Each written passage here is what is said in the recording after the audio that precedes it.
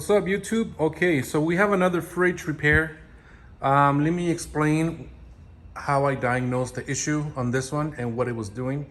So I ran it, and what it was doing is this one has a double system, right? So the right side was cooling correctly, but the freezer side, it only felt cool on the bottom.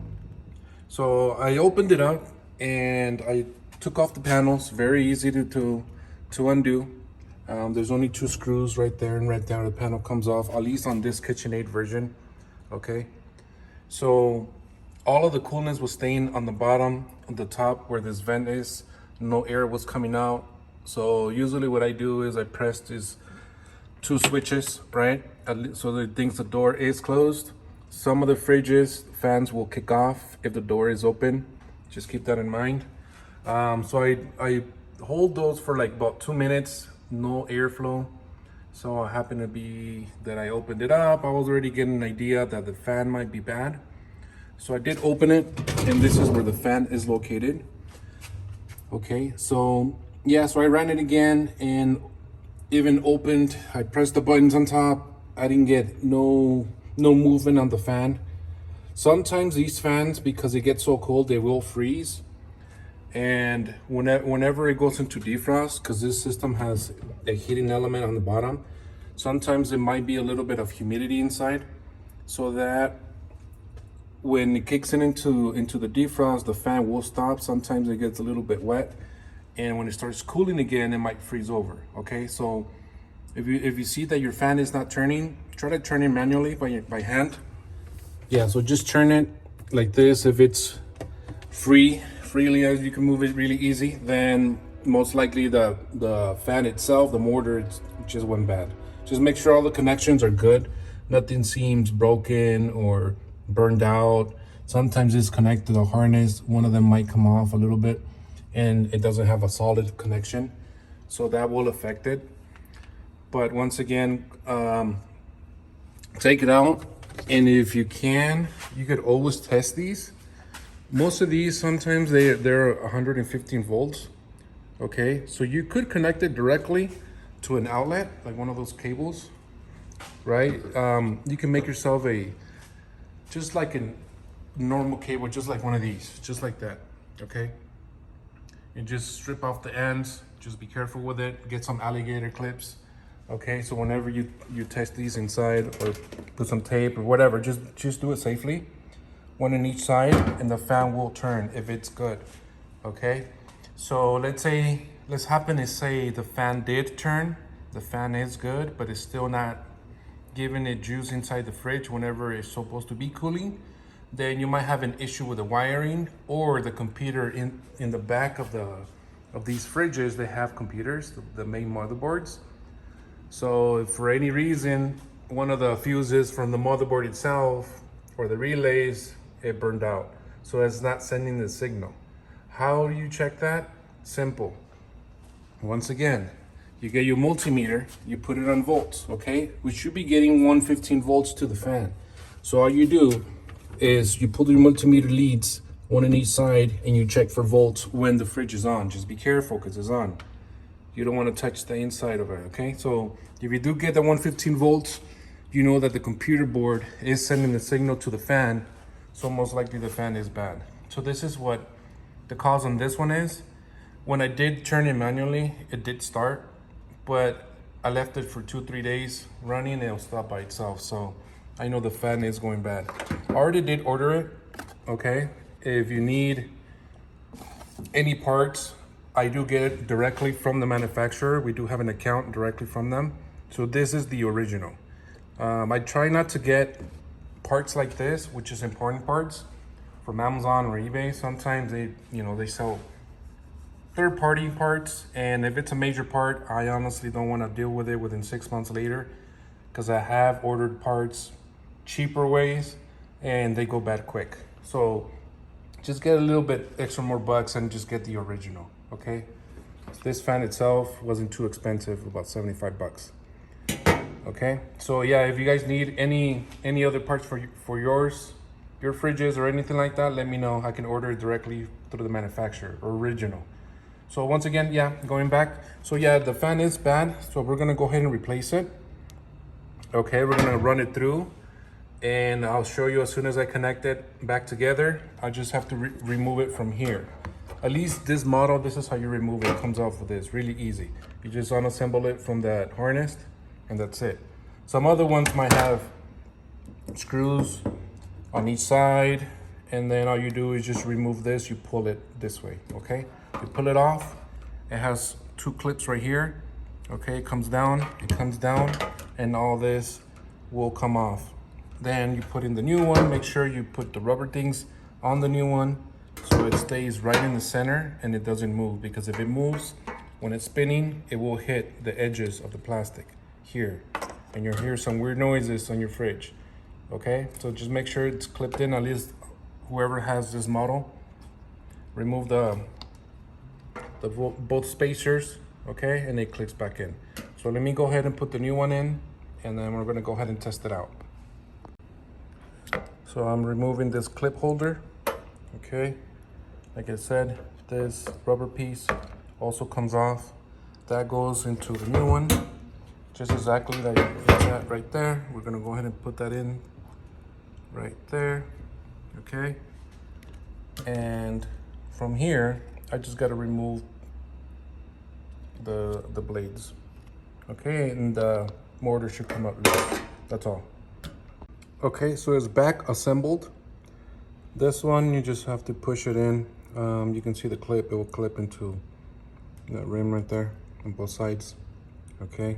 The spacers is so the fan stays centered, so whenever it spins, it doesn't hit the edges. Okay, so I'm gonna go ahead and reinstall it. Once again, it just goes into this harness, and this ground goes into one of the sides, which is right there. We reconnect it back in. I'll go ahead and reconnect the fridge, and then we'll test it out. Okay, so it has been connected. This one, you just slide them into those gaps right there. Reconnected it to the harness. The ground is connected right there. Okay, so now just remember when you put it back in, if you just don't remember how it goes, I usually take pictures. I mean, I fix these all the time, so I know which one, how everything goes. But just in case you took it off and you forgot to take a picture of it, just make sure the fan air goes up this way, okay, up. Because the airflow has to reach to this compartment right here, and that what cools also the ice maker on the door, okay? So always make sure the airflow is going up, okay? Yeah, so we're gonna go ahead and reconnect it, make sure everything is working properly, and we also wanna make sure these switches are fine. They were. I tested them. The lights do come off every time I do press them, so I know the switches are good. All right, let me reconnect it and we'll go from there. Okay, so the fridge has been connected. Now, keep in mind, and this is for the people that have this exact same model or something similar that has two systems, okay? Like I did mention on previous videos, whenever you have a fridge that has a double system, because there's a cooling coils inside there, which is evaporator, and you have one on this side, these systems, most of the time, they have a Freon switcher. Basically, it looks like a little cylinder that changes the Freon from freezer to the fridge, okay? So if you install the fan and you don't see it running, and you turn off the lights and you still don't see it running, just make sure and you check the other side, because most of the time, this is the side that's gonna be cooling first. These double systems, they go in cycles, okay? So first is gonna cool on the fridge side. If that's the cycle it's on, it will turn off the freezer side. So don't panic, don't say, oh, fan is bad or anything. No, you have to wait at least minimum 30 minutes. So what's gonna happen is the cooling is gonna stop on the fridge side and it's gonna kick in on the freezer. Keep that in mind, let me repeat that. Because it has two systems, it goes in cycles. It goes about 20 minutes, 30 minutes on the freezer side, and then 20 minutes, 30 minutes on the fridge side. So in between those processes, it will close one side and it's not gonna run, it's not gonna cool, okay? As soon as it reaches the temperatures required, which is 0 on the freezer, 37 on the fridge, it's gonna cycle through. A little bit on here, it cuts off, and then a little bit on the other side, okay? So just wait a little bit, wait about 30 minutes, and then you come and check it. Make sure the fan kicks in.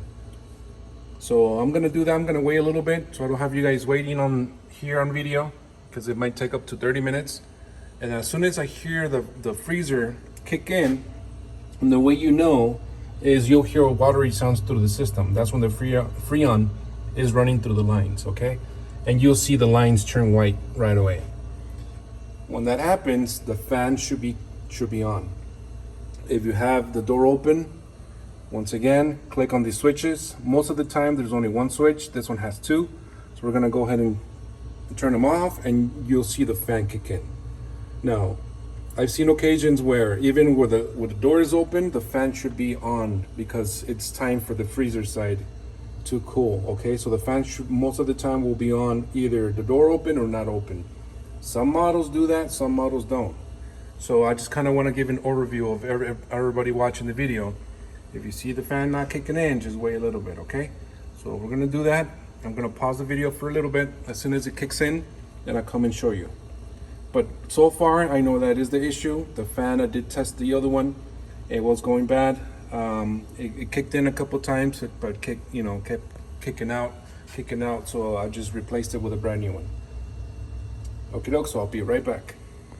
Okay, so this is the update. It already did switch over to this side. Like I mentioned before, sometimes you need to, hit those switches. On this occasion, as you can see, the fan is on. Okay, so we know the fan now is working. You can see the speed on it, nice and fast, and airflow is going up. So I know I have it in the correct direction when I reinstalled it back in, okay? So the fan is on now. Like I mentioned before, it's already on the cycle on the freezer. So system is cooling, everything seems to be working perfect now. So I'm just gonna go put everything back together, put all the shelves back in, and as we can say, this has been a fix. Now let me do a little bit of more explaining, just in case, to detect this air on other fridges that are side by sides. The ones that have a single system, how it works and how you can detect it, okay? So the single systems, it uses this same fan to push the air up. On the single system, the way you can tell if it's a single or a double, instead of being solid right here, you're gonna have a little plastic compartment is gonna shoot the air this way, okay? Also check sometimes, because it gets so cold in here, the compartment there, the little ventilation, sometimes they call it a damper, it will open and close depending on how much cool you want it on the fridge side, okay? If you want it just regular cool, what it's gonna do is the damper will automatically open and close a little window door, okay?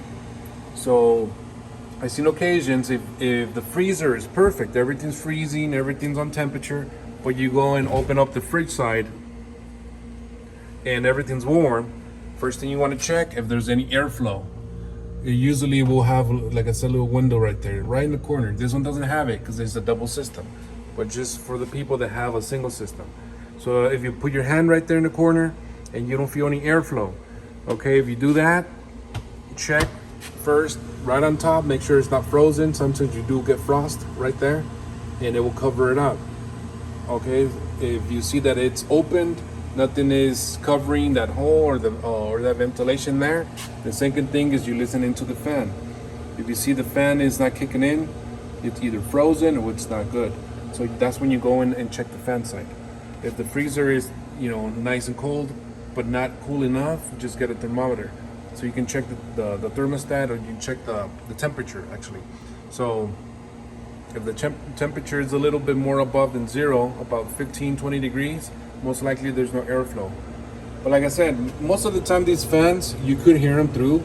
They're pretty loud, not loud enough that when you close the door you can still hear them, but loud enough that when you open the door, you can see the ventilation, you can see the airflow going, and then when it's cold, you can see the cool vape that's coming out, okay? So, yeah, so like I said, this one has been fixed.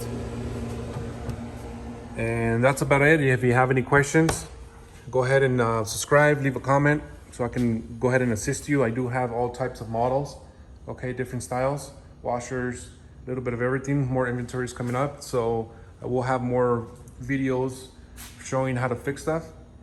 Okay, so leave a comment if you need any parts. Like I said, I could order it through the main supplier, which is the main manufacturer. Whichever you have, we do have access to basically all the manufacturers, okay?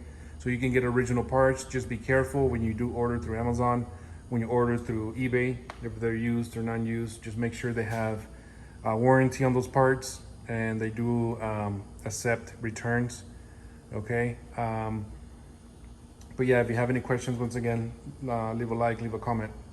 Okay, thanks for watching.